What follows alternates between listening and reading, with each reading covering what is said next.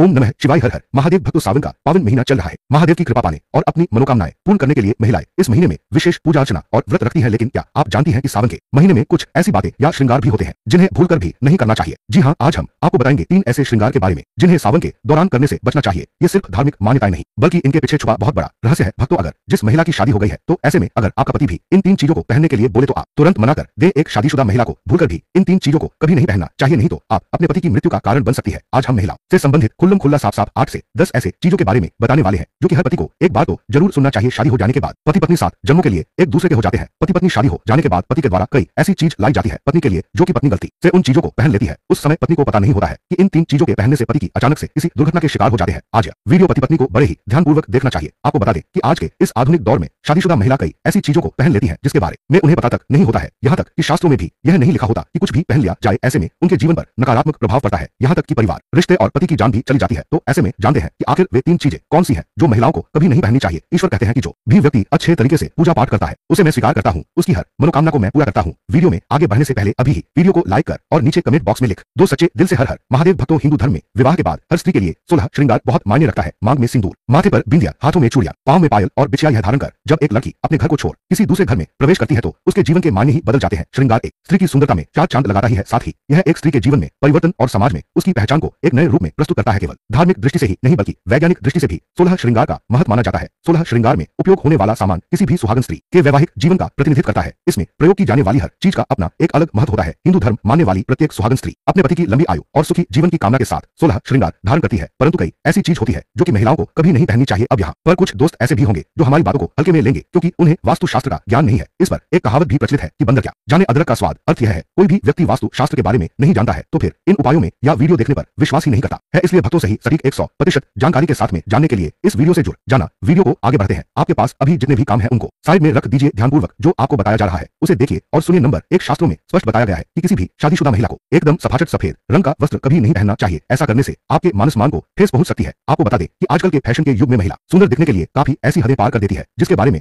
सोचना भी पाप के बराबर है। वास्तु शास्त्र के अनुसार किसी भी शादीशुदा महिला को एकदम सफाचट सफेद रंग की साड़ी या सूट कभी नहीं पहनना चाहिए। इसके पीछे का कारण यह है कि सफेद रंग की साड़ी को पहनने से पतिव्रता धर्म बिल्कुल खत्म हो जाता है और उनके रिश्ते में नकारात्मक ऊर्जा का आगमन हो जाता है क्योंकि यह लिबास विधवा होने का है। ऐसे में आप अपने पति की मृत्यु का कारण बन सकती है, इसीलिए हो जाए सावधान। वहीं अगर आप सफेद रंग का वस्त्र पहनना चाहती है तो ऐसा पहने जिसमें कुछ और रंग भी जरूर हो, लेकिन एकदम सफेद रंग का कपड़ा कभी ना पहने। नंबर 2, इस आधुनिक दौर में महिलाएं सुंदर दिखने के लिए पैरों में सोने की पायल और बिछिया पहन लेती हैं जो कि शादीशुदा महिलाओं के लिए पूरी तरह से अशुभ माना जाता है। पैरों में सोने से बनी हुई चीजों को पहनने से कुबेर महाराज का अपमान होता है और जिसके कारण आपके परिवार से रिश्ते टूट सकते हैं और कई सारी परेशानियों का आगमन भी हो सकता है। इसीलिए सोने को पैर में कभी ना पहने। पैरों में सोना पहनने से पाप लगता है, इसीलिए हो जाए सावधान। नंबर 3, सिंदूर और मंगलसूत्र का महत्व। हिंदू धर्म के अनुसार सिंदूर और मंगलसूत्र के बिना शादी अधूरी मानी जाती है। आपको बता दें यह तो सभी लोग जानते हैं कि हिंदू महिलाओं के लिए सिंदूर सुहाग की निशानी होती है। इसे वे अपने पति की खुशी से जोड़ती है। ऐसे में अगर जो महिला विवाहित होकर भी सिंदूर ना लगाए तो दुनिया का सबसे बड़ा पाप माना गया है और आपके इस पवित्र रिश्ते को और व्यक्ति मनहूसियत का नाम दे सकते हैं। इसीलिए मांग में सिंदूर होना आवश्यक है। वहीं मंगलसूत्र का भी बड़ा महत्व है। मंगलसूत्र में सोना या पीतल भले ही ना लगा हो लेकिन पीले धागे में काले मोती जरूर होने चाहिए। ऐसा माना जाता है कि मंगलसूत्र का पीला हिस्सा माता पार्वती और काला हिस्सा भगवान शिव माना गया है। शास्त्रों के अनुसार शादी होने के बावजूद भी जो महिलाएं मंगलसूत्र न पहनती हैं तो सबसे बड़ा पाप है। ऐसे में आपके रिश्ते पर कलंक लग सकता है। इसीलिए एक शादीशुदा महिला को मंगलसूत्र अवश्य पहनना चाहिए। अगर आपके पास मंगलसूत्र नहीं है तो कम से कम गले में काला धागा तो पहन सकते हैं। दोस्तों, क्या आप जानते हैं कि अगर सिंदूर में एक ऐसी चीज रख दी जाए जो आपके लिए और आपके परिवार के लिए बेहद शुभ हो? क्या आप ऐसी चीज के बारे में जानते हैं? अगर नहीं तो वीडियो को अंत तक जरूर देखिएगा क्योंकि अब हम बताने वाले हैं कि ऐसी कौन सी चीज है जो सिंदूर की डिब्बी में रखनी चाहिए और जो वह कई कार्यों में बहुत शुभ है। धार्मिक मान्यता के अनुसार सिंदूर लगाने के कई नियम होते हैं जिनका पालन करना अनिवार्य होता है। सिंदूर लगाने के संदर्भ में जो भी नियम बनाए गए हैं सभी सुहागन महिलाओं को इन नियमों का विधि पूर्वक पालन करना चाहिए, अन्यथा उनके जीवन में परेशानियां उत्पन्न होने लगती है। जो महिलाएं सिंदूर के नियमों का पालन नहीं करती ऐसी महिलाओं के पति को धन तथा स्वास्थ्य संबंधी समस्याओं का सामना करना पड़ सकता है। तो आइए जानते हैं सिंदूर लगाने के वे कौन से नियम है जिनका पालन हर महिलाओं को करना चाहिए। नंबर 1, सिंदूर का गिरना बहुत ही अपशकुन माना जाता है, इसीलिए हमें हमेशा बच्चों से दूर रखना चाहिए। अगर आप किसी ऐसी जगह पर रखेंगी तो बच्चे इसे हाथ लगाएंगे और यह गिर सकता है। नंबर 2,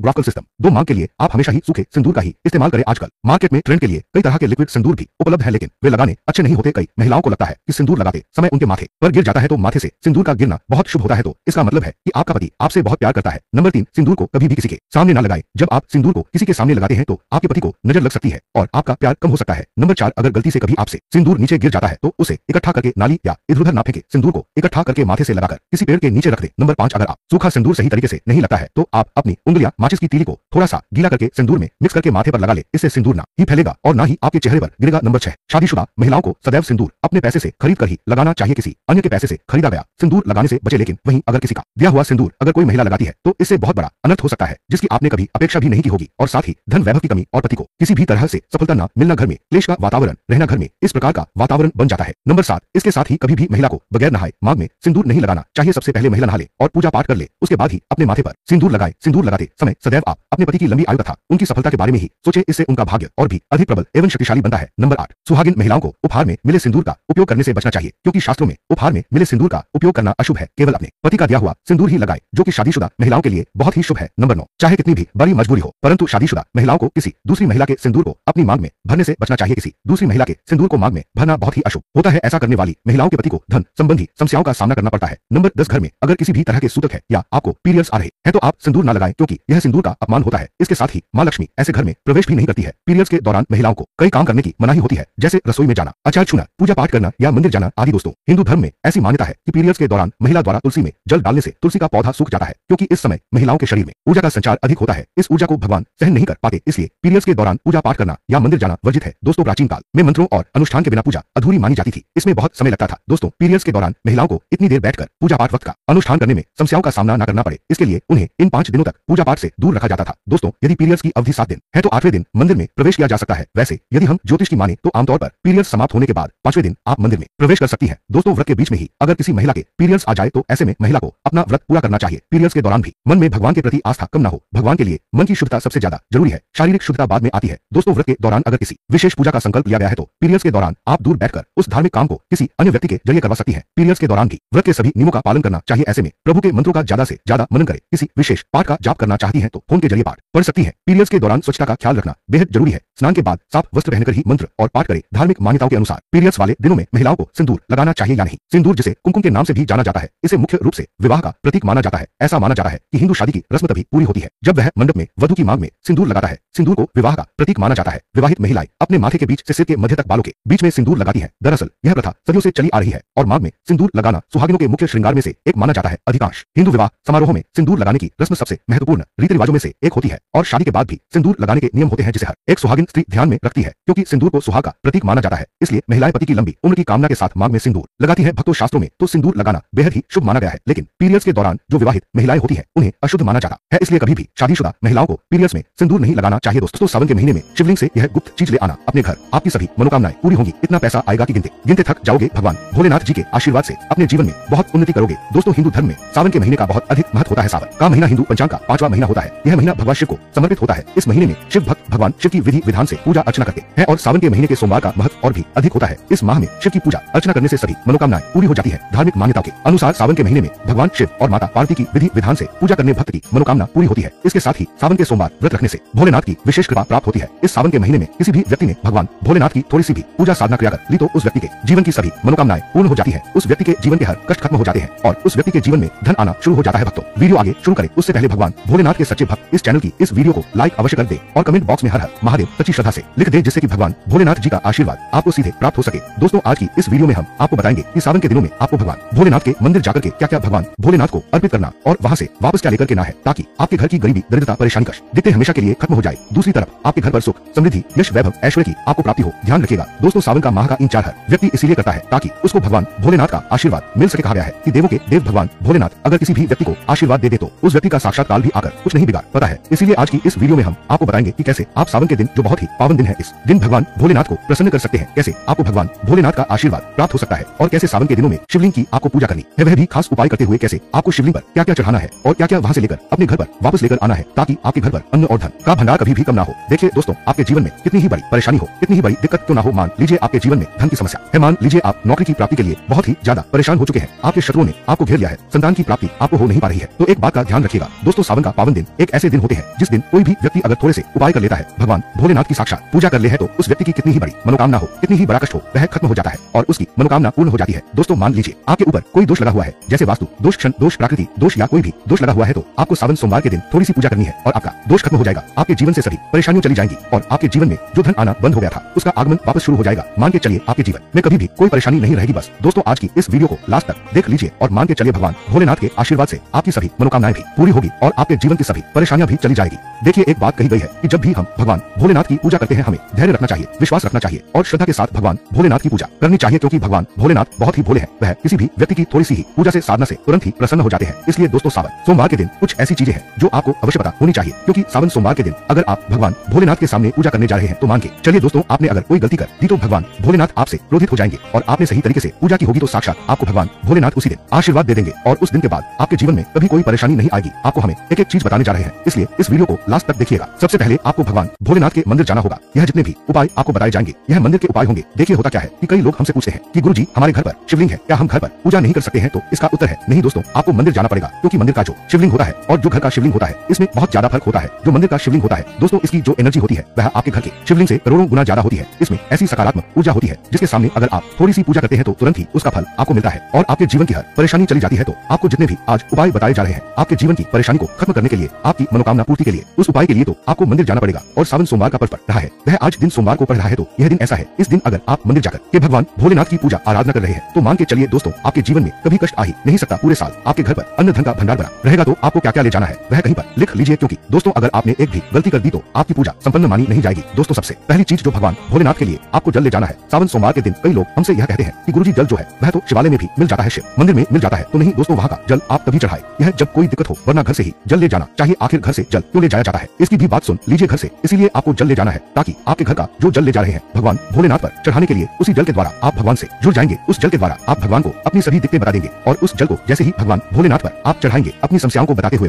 समस्या आपकी खत्म हो जाएंगी। इसलिए घर से जल ले जाएगा। आप सबसे जरूरी चीज जो जल ले जा रहे हैं उसमें 2-4 बूंद गंगा जल जरूर डाल दीजिएगा, क्योंकि गंगा जल डाले बिना आपकी पूजा संपन्न नहीं मानी जाएगी। महाशिवरात्रि के दिन तो आपको जल ले जाना है, उसमें गंगा जल डाल करके दूसरा आपको 3 पत्ते वाला बेलपत्र ले जाना है। दोस्तों बेलपत्र बहुत ही शुभ होता है। आपने अगर मान लीजिए एक तरफ एक हज कन्याओं को खाना खिलाया है, दूसरी तरफ भगवान भोलेनाथ को बेलपत्र चढ़ाया है, तो यह दोनों बराबर माने जाते हैं, इसलिए बेलपत्र जरूर ले जाएगा। तीसरा आपको सफेद पुष्प ले जाना है। सफेद पुष्प भगवान भोलेनाथ को चढ़ाए जाते हैं, इसीलिए सफेद पुष्प पर भगवान भोलेनाथ के लिए आपको ले जाना है सावन सोमवार के दिन, ताकि भगवान भोलेनाथ का आशीर्वाद आपको मिल जाए, जिसके बाद आपके जीवन की हर परेशानी खत्म हो जाए। दोस्तों सफेद चंदन ले जाना अनिवार्य होता है सावन सोमवार के दिन। और ध्यान रखिएगा दोस्तों कि भगवान भोलेनाथ को अगर आप दूध अर्पित करने जा रहे हैं तो एकदम कच्चा दूध होना चाहिए, पका हुआ दूध नहीं होना चाहिए, कच्चा दूध होना चाहिए। अब आपको और क्या क्या ले जाना है देखिए। अगर आप चाहते हैं कि आपकी हर मनोकामना पूरी हो तो एक डिब्बा लीजिए, उसमें काली मिर्च भर कर ले जाइए। देखिए बहुत ध्यान से सुनिए जितनी आपको बातें बता रहे हैं। एक डिब्बे में काली मिर्च भर के एक लाल कपड़ा लीजिए, उसमें लौंग कपूर इसको मौली धागे से बांध करके आपको अपनी जेब में रख करके ले जाना है। सिर्फ इतनी चीज आपको ले जानी है आज के दिन को। अब आपको पूजा कैसे करनी है चलिए आपको बताते हैं, बहुत ध्यान से लास्ट तक देखिएगा। और जितनी भी चीज आपको बताई जा रही है इन चीजों को आपको ले जाना है और शिवालय से वापस लेकर आना है अपने घर पर, ताकि आपको धन की प्राप्ति हो सके, आपकी कोई भी मनोकामना हो वह पूर्ण हो जाए। भक्तों आप पहले जाएंगे मंदिर, सबसे पहले आपको इस बात का ध्यान रखना है मंदिर जाने से पहले ही काले या नीले कपड़े का धारण करके मंदिर न जाए, वरना भगवान भोलेनाथ का आपको क्रोधित रूप देखना पड़ सकता है। सबसे पहले आपको यह करना है कि पतली धार बनाते हुए जल भगवान भोलेनाथ को अर्पित कर देना। बहुत ध्यान से सुनिए भक्तों, पतली धार बनाते हुए भगवान भोलेनाथ को जल आपको अर्पित कर देना है। अब आपको यह करना है दोस्तों कि भगवान भोलेनाथ को चंदन लगाना है। चंदन लगाने के बाद भगवान भोलेनाथ पर 3 पत्ते वाला बेलपत्र रखना है। 3 पत्ते वाला बेलपत्र रखने के बाद आपको भगवान भोलेनाथ पर सफेद पुष्प अर्पित कर देना है। सिर्फ इतना आपको करना है। दूध अगर आप चढ़ाना चाहते हैं तो दूध भी आप चढ़ा सकते हैं, इतना आपको करना है। इतना करने के बाद आपको वहाँ पर खड़े होकर 108 बार, बहुत ध्यान से सुनिए 108 बार आपको ओम नमः शिवाय का जाप करना है। या तो आप 108 बार कर लीजिए या 1008 बार कर लीजिए, यह 3 ऐसी चीज है जो आपको करनी है, इतना करना है। अब आपको क्या करना है, एक डिब्बा जो काली मिर्च का आप ले गए हैं उस काली मिर्च के डिब्बे को आपको शिवालय के जो गिरता हुआ शिवधारा है, जो शिवलिंग से वहाँ पर पानी गिर रहा है, उसी शिव हरि के पानी से आपको छू आना है और अपनी जेब में वापस रख लेना है। ये जो लाल पोटली आप ले गए हैं बंद करके लौंग की, इसको भी छुआ है वापस रख लेना है। अब आपको क्या करना है, जिस लोटे में पानी ले गए थे या जिस लोटे में भी आप दूध ले गए थे उसमें आपको क्या करना है, आपको जो भगवान भोलेनाथ का पानी वहाँ पर गिर रहा है, भक्तों ध्यान रखिएगा, शिवलिंग की जो पानी नीचे गिर रहा है उसी पानी का थोड़ा सा पानी अपने लोटे में ले लेना है। ध्यान रखिएगा जो आपने लोटे में पानी भर कर ले गए हैं वह पानी वापस बचाना नहीं है, वह तो पूरा आपको भगवान भोलेनाथ को अर्पित कर देना। जो शिवलिंग से पानी गिर रहा है उस पानी को आपको अपने लोटे में वापस ले लेना है। भक्तों मान लीजिए आप यह सोच रहे होंगे कि कई लोग वहाँ पर पानी चढ़ा रहे हैं, तो इस बात की आप चिंता न करें, क्योंकि भगवान भोलेनाथ के शिवलिंग पर जब भी पानी चढ़ाया जाता है वह अमृत बन जाता है। कहा जाता है कई देवी देवता शिवलिंग के पास अदृश्य रूप में खड़े होते हैं ताकि शिवलिंग से गिर रहा पानी वह धारण कर सके, इतना पवित्र होता है शिवलिंग से गिरता हुआ पानी। तो शिवलिंग से गिरता हुआ पानी को आपको अपने लोटे में ले लेना, सिर्फ थोड़ी सी बूंदे ले लेनी है। अब आपको क्या करना है, आपको घर वापस आना है। जो आपने लोटे में पानी लिया है भक्तों, इसको घर पर आते ही घर के लोग जो है आपके उनके ऊपर थोड़ा थोड़ा पानी छिड़क देना है। घर के हर कोने में पानी छिड़क देना है, घर के मुख्य द्वार पर पानी छिड़क देना, सिर्फ इतना आपको करना है। इतना आपने कर दिया। अब मान लीजिए पूरे साल आपके घर पर नकारात्मक शक्तियां नहीं आ पाएंगी, आपके घर पर कोई काला जादू काली विद्या करवाने की कोशिश करेगा तो वह आपके घर पर नहीं कर पाएंगे। इससे आपके घर से नकारात्मक शक्तियां चली जाएंगी और सकारात्मक ऊर्जा आ जाएगी। यह जो अब काली मिर्च का भगवान भोलेनाथ जी के शिवलिंग से छुआ कर लाए हैं, इसको पूजा घर में रखें। ये जो काली मिर्च का डब्बा है आपके पास, इसे कभी भी आप किसी शुभ कार्य के लिए निकले, जैसे मान लीजिए आप बिजनेस मीटिंग के लिए जा रहे हैं, नौकरी की प्राप्ति के लिए जा रहे हैं, काली मिर्च घर के मुख्य द्वार से पहले रख के उसको कुचल हुए निकालिए। मान के चलिए आपके काम में जो भी बाधा आने वाली होंगी वह बाधाएं भगवान भोलेनाथ के आशीर्वाद से अपने आप हट जाएंगी और आप जिस कार्य के लिए भी जाएंगे उस कार्य में आपको सफलता मिलेगी। दोस्तों भगवान भोलेनाथ का यहाँ पर आपको साक्षात आशीर्वाद मिलेगा सावन सोमवार के दिन और आपके जीवन से हर परेशानी चली जाएगी। सावन सोमवार की रात आप अपनी सभी प्रकार के बुरी अनिष्ट शक्तियों से छुटकारा पा सकते। जो लोग भोलेनाथ माता पार्वती की पूजा करना चाहते हैं वह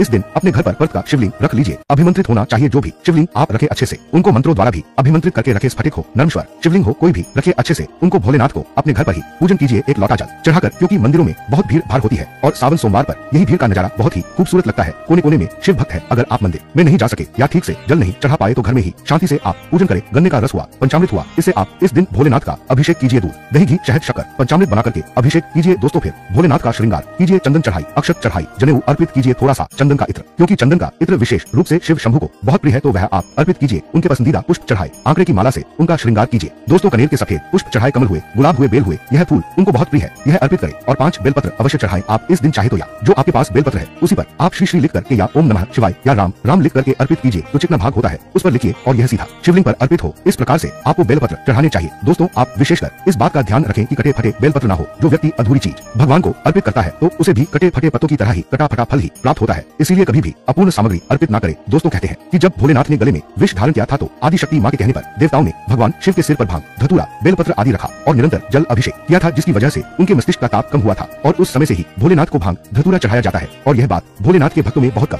लोगों को ही पता है कि इसी कारण शिवलिंग पर भांग, धतूरा चढ़ाया जाता है दोस्तों। अगर आपके घर में शिवलिंग है तो आज के दिन आप चाहे तो शिव जी का त्रिशूल हुआ, डमरू हुआ, यह भी आप उनको अर्पित कर सकते हैं। शिव के डमरू की दमदम की ध्वनि मंगल गुरु से संबंधित होती है, क्योंकि चंद्रमा उनके मस्तक पर विराजमान होकर अपनी क्रांति से अनंत आकाश में जटाधारी महामृत्युंजय को प्रसन्न करता है और बुध आदि ग्रह है इसमें संभव से सहायक होते हैं, तो यह आज के दिन डमरू अर्पित करें। भोले बाबा का डमरू आप धारण भी कर सकते हैं। अभिमंत्रित करके आप अपने शरीर पर छोटा सा चांदी का डमरू धारण करें। भक्तों, इस वृक्ष पर किसी भी सावन सोमवार के दिन या सावन में किसी भी समय जरूर बांधे हरी चूड़ियां। दुर्भाग्य आपका सौभाग्य में बदल जाएगा। कैसा भी आपके ऊपर परेशानी हो, गरीबी हो, कष्ट हो, कर्ज हो, तकलीफ हो, जीवन में जो परेशानी हो वह सारी समस्याएं समाप्त हो जाएंगी। भक्तों, केवल एक ही सोमवार के दिन अगर आप यह उपाय करते हैं, हरी चूड़ी इस वृक्ष पर बांधते हैं, तो आपके जन्म जन्मांतर की गरीबी भी मिट जाती है और शीघ्र ही आपकी एक सोमवार के दिन यह उपाय करने से मनोकामना पूर्ण होगी। भक्तों, सावन का महीना भोलेनाथ का सबसे प्रिय महीना, जहाँ हर सोमवार उनके भक्त गंगा जल से उनका अभिषेक करते हैं, माथे पर चंदन लगाते हैं और मन में एक ही कामना लिए शिव शंकर से वरदान मांगते हैं। लेकिन इस सावन 2025 में अगर आप चाहती हैं कि आपके घर में शांति बनी रहे, पति का स्वास्थ्य उत्तम हो, संबंधों में मधुरता बनी रहे और घर में सुख समृद्धि वैभव बना रहे, तो बस एक छोटी सी बात याद रखिए कि इस सावन आपको यहाँ पर एक जोड़ी हरी चूड़ी जरूर बांधनी है। सावन का महीना भगवान शिव को समर्पित है और हरा रंग उन्हें अति प्रिय है, क्योंकि वे प्रकृति के बीच हिमालय में निवास करते हैं। उनकी पूजा में भी बेलपत्र, धतूरा, भांग आदि हरे रंग की चीजें अर्पित की जाती है। माता पार्वती को भी हरा रंग बहुत पसंद है और उन्हें 16 श्रृंगार का सामान अर्पित किया जाता है, जिसमें हरी चूड़ियां मुख्य रूप से शामिल होती है। मान्यता है कि हरी चूड़ियां पहनने से माता पार्वती प्रसन्न होती है और सुहागिनों को अखंड सौभाग्य और पति की लंबी उम्र का आशीर्वाद प्रदान करती है। इसलिए हरा रंग सुहाग और सौभाग्य का प्रतीक माना जाता है। हरा रंग पति और पत्नी के बीच प्रेम और सौहार्द को बढ़ाता है, जिससे वैवाहिक जीवन में खुशहाली आती है। सावन में हरियाली तीज का पर्व भी आता है, जिस दिन महिलाएं विशेष रूप से हरे वस्त्र और हरी चूड़ियां पहनकर माता पार्वती की पूजा करती हैं। ज्योतिष शास्त्र के अनुसार हरा रंग बुध ग्रह का प्रतीक है। बुध बुद्धि, वाणी, व्यवसाय और समृद्धि का कारक ग्रह माना जाता है। सावन में हरी चूड़ियां पहनने से कुंडली में बुध की स्थिति मजबूत होती है, जिससे करियर और व्यवसाय में सफलता मिलती है। बुद्धि तेज होती है और संतान सुख की प्राप्ति होती है। यह माना जाता है कि हरे रंग के प्रयोग से कुछ ग्रहों के अशुभ प्रभाव भी कम होते हैं और जीवन में बाधाएं दूर होने लगती है। तो आज की जो वीडियो का विषय है बहुत ही सुंदर है कि इस वृक्ष पर बांधे 2 जोरदार हरी चूड़ियां आपकी हर इच्छा शीघ्र ही पूर्ण होगी। और इस वृक्ष पर सावन में अगर हरी चूड़ी बांधते हैं तो आपकी सभी मनोकामना शीघ्र ही पूर्ण होगी ही होगी और आपका आने वाला समय भी सुगमता पूर्वक से गुजरेगा और आपके जीवन में जो परेशानी चल रही हो वह परेशानी भी समाप्त हो जाएगी। हरी चूड़ी सभी समुदाय के लोग पहनते हैं, हिंदू, मुस्लिम, सिख, ईसाई सभी लोग अपने हाथों में चूड़ियां अवश्य धारण करते हैं, लेकिन हरी चूड़ी का महत्व सर्वोपरि है। देवी देवताओं को अति आकर्षित करने वाली चूड़ियां मानी जाती है। अगर आप भी भोलेनाथ के सच्चे भक्त हैं तो कमेंट बॉक्स में ओम नमः शिवाय जरूर लिखना और अगर आप भोलेनाथ से प्यार करते हैं तो एक लाइक जरूर करें। भक्तों, भगवान भोलेनाथ जी को यह 3 वृक्ष अत्यंत प्रिय है और इस वृक्ष की पूजा करने से शिव पूजा करने का ही फल प्राप्त होता है। भक्तों, इस वृक्ष के बारे में शास्त्रों में यह भी कहा जाता है कि मनुष्य जाति के जन कल्याण के लिए स्वयं भगवान भोलेनाथ एवं माता पार्वती इन वृक्षों के रूप में भूलोक पर अवतरित हुए थे, अर्थात भूलोक पर जन्म लिया था। तो आइए इस वीडियो में जानते हैं सावन में हरी चूड़ी का महत्व। दोस्तों, हरा रंग सौभाग्य एवं उल्लास का प्रतीक माना जाता है, जो मन को शीघ्र ही आनंदित करता है। हरा रंग प्रकृति का वह स्वरूप है, हरा रंग प्रकृति का स्वरूप माना जाता है और माता पार्वती भी प्रकृति है एवं भोलेनाथ को पुरुष माना जाता है। दोस्तों, हरे रंग का उदाहरण कुछ इस प्रकार से है जैसे भगवान शिव जी को चढ़ाए जाने वाले बेलपत्र, धतूरा, भांग एवं दूब हरे रंग की होती है। दोस्तों, प्रकृति निर्माण करने वाले भगवान भोलेनाथ हरे रंग से अति शीघ्र ही प्रसन्न होते हैं। सावन में जो महिला हरे रंग की चूड़ियां पहनती है, हरे वस्त्र धारण करती है, उन्हें अखंड सौभाग्य की प्राप्ति होती है। भक्तों, इसलिए कहा जाता है जितनी भी माताएं बहनें हैं उन्हें पूरे सावन के महीने में हरे रंग की चूड़ियां जरूर पहननी चाहिए, हरे वस्त्र जरूर धारण करने चाहिए। सावन के महीने में जो माताएं बहनें भगवान भोलेनाथ की पूजा करती है, शिव पूजा करती है, ऐसी माता बहनों को हरे रंग के वस्त्र धारण करने चाहिए और भूलकर भी सावन के महीने में नीले और काले वस्त्र किसी भी महिला को कदापि नहीं पहनने चाहिए। ऐसा माना जाता है कि इस रंग के कपड़े पहनने से महिला के पति पर कष्ट आते हैं और उनके पति की आयु कम हो जाती है। तो भक्तों, इस वृक्ष पर किसी भी सावन सोमवार के दिन या सावन में किसी भी समय जरूर बांधे हरी चूड़ियां। दुर्भाग्य आपका सौभाग्य में बदल जाएगा। कैसा भी आपके ऊपर परेशानी हो, गरीबी हो, कष्ट हो, कर्ज हो, तकलीफ हो, जीवन में जो परेशानी हो सारी समस्याएं समाप्त हो जाएंगी। भक्तों, केवल एक ही सोमवार के दिन अगर आप यह उपाय करते हैं, हरी चूड़ी इस वृक्ष पर बांधते हैं, तो आपके जन्म जन्मांतर की गरीबी भी मिट जाती है और शीघ्र ही आपकी एक सोमवार के दिन यह उपाय करने से मनोकामना पूर्ण होगी। तो मित्रों, वह वृक्ष कौन से है, आइए जानते हैं। प्रथम वृक्ष है शमी का वृक्ष। शमी के वृक्ष के बारे में ध्यान से सुनिए। तो शमी का वृक्ष माता पार्वती का एवं भगवान भोलेनाथ जी का मिश्रित स्वरूप कहा जाता है, इसलिए भक्तों शमी के वृक्ष को उमा महेश्वर वृक्ष भी कहा जाता है। जाता है। पूरे सावन भर शमी के वृक्ष पर माता पार्वती एवं भगवान भोलेनाथ जी का वास माना जाता है। सावन के महीने में गोधूली बेला पर प्रदोष काल के समय अर्थात भक्तों जब नहीं दिन हो और ना ही रात अर्थात संध्या काल के समय तो इस वृक्ष को संध्या काल के समय में गोधूली बेला में या फिर प्रदोष समय में इस वृक्ष को छूने से पाप दोष कष्ट एवं परेशानी केवल सावन के महीने में छूने मात्र से समाप्त हो जाती है। भक्तों सावन के पवित्र महीने में अगर शमी वृक्ष की जड़ पर कच्चा दूध डाला जाए तो भगवान शिव शीघ्र ही प्रसन्न होते हैं एवं माता पार्वती का ढेर सारा आशीर्वाद प्राप्त होता है। भक्तों शमी के वृक्ष का महत्व कुछ इस प्रकार से है। भगवान राम रावण पर आक्रमण करने के पूर्व भगवान राम ने शमी वृक्ष की पूजा की थी और पांडवों ने अपने दिव्य हथियार भी शमी के वृक्ष के नीचे में दबाए थे। शमी का वृक्ष जिस घर में लगा होता है उस घर का कल्याण हो जाता है और उस घर में सभी प्रकार के भौतिक सुख का वास माना जाता है। तो भक्तों सावन के किसी भी सोमवार के दिन शमी वृक्ष पर उमा महेश्वर का ध्यान करते हुए 2 जोड़ी हरी चूड़ी एवं हरे रंग का रिबन जरूर बांधना चाहिए या फिर हरे कलर का जो भी आपको श्रृंगार आदि मिल जाए वह आपको जरूर बांधना चाहिए, जैसे कि हरे रंग की मेहंदी, हरे रंग की बिंदी या हरी चूड़ियां जरूर बांधनी चाहिए। भक्तों आपकी कैसी भी आपकी मनोकामना हो वह एक ही बार में पूर्ण हो जाएगी, क्योंकि इस खास समय पर यानी सावन के समय में भगवान शिव खास तौर पर वास करने आते हैं धरती पर और शमी के वृक्ष में स्थायी रूप से वास करते हैं। शमी का वृक्ष छूने मात्र से आपकी मनोकामना शीघ्र ही पूर्ण हो जाएगा। पूरे सावन भर अगर शमी के पत्ते भोलेनाथ जी को उनकी पूजा में चढ़ाते हैं तो इससे अष्टलक्ष्मी आपके घर में वास करती है और आपके घर में कैसी भी गरीबी हो, दरिद्रता हुई, दुख हो, परेशानी हो, गरीबी होगी, बीमारी हो, सब समाप्त हो जाती है और पूर्ण रूप से आपके घर में भौतिक सुख आकर के निवास करने लगते हैं।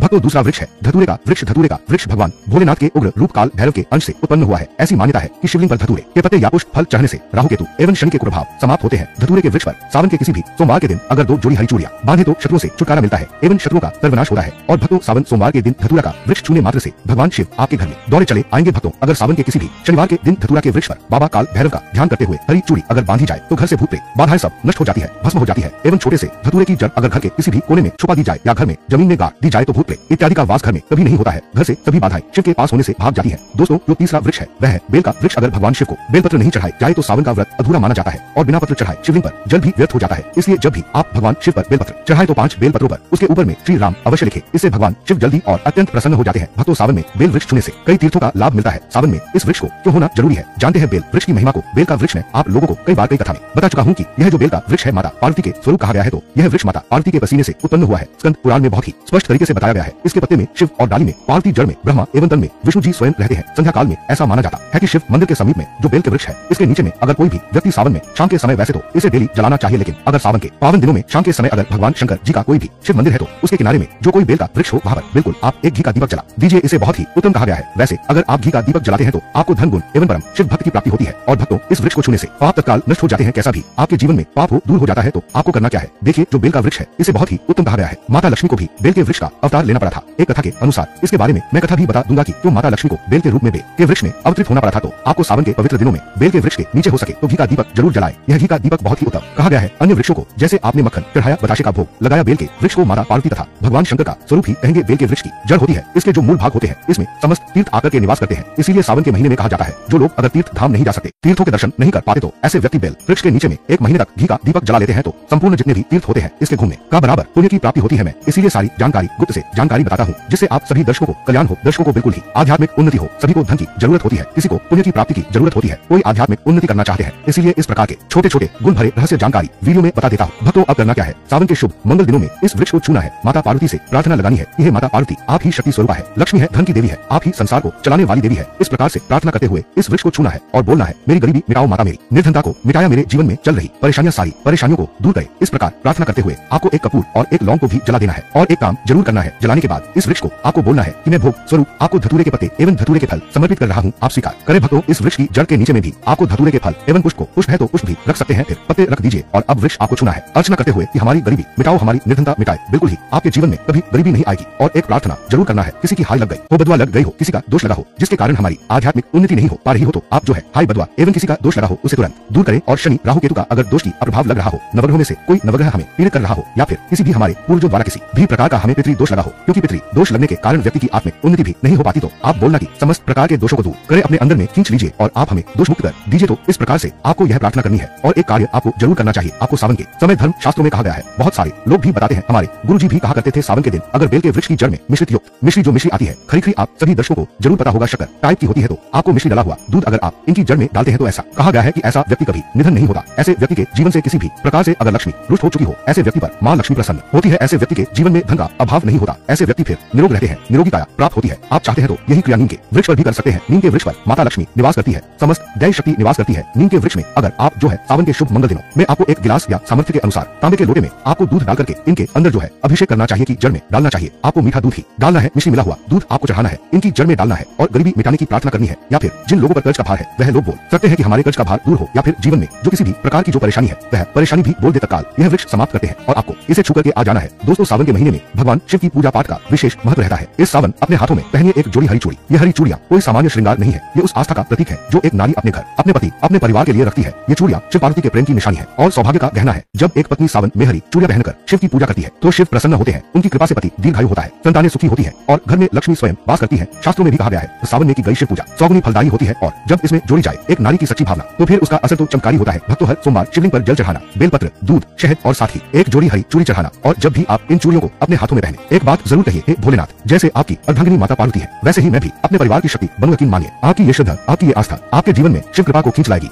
और भक्तों, हिंदू पंचांग के अनुसार इस बार सावन का महीना 11 जुलाई 2025 दिन शुक्रवार से शुरू होगा। पूर्णिमा तिथि 11 जुलाई शुक्रवार को सुबह 2:06 पर समाप्त होगी और इसके बाद प्रतिपदा तिथि प्रारंभ हो जाएगी। प्रतिपदा तिथि 11 जुलाई शुक्रवार को सुबह 2:09 से लेकर 12 जुलाई शनिवार को सुबह 2:08 तक रहेगी। सनातन धर्म में उदय तिथि को मान्यता दी जाती है और उदय तिथि के अनुसार 11 जुलाई से प्रतिपदा तिथि प्रारंभ हो रही है। यही कारण है कि इस बार सावन का महीना 11 जुलाई दिन शुक्रवार से प्रारंभ होगा। सावन महीने की पूर्णिमा तिथि रहेगी 9 अगस्त दिन शनिवार को। हालांकि पूर्णिमा तिथि 2 दिन रहेगी, 8 अगस्त और 9 अगस्त को सावन मास की पूर्णिमा के साथ ही सावन मास की समाप्ति हो जाएगी। आइए अब जानते हैं इस महीने में पड़ने वाले सोमवार व्रत के बारे में। सावन महीने का पहला सोमवार व्रत रहेगा 14 जुलाई को, दूसरा सावन सोमवार व्रत 21 जुलाई को, तीसरा सावन सोमवार व्रत 28 जुलाई को और उसके बाद चौथा और अंतिम सोमवार व्रत रहेगा 4 अगस्त।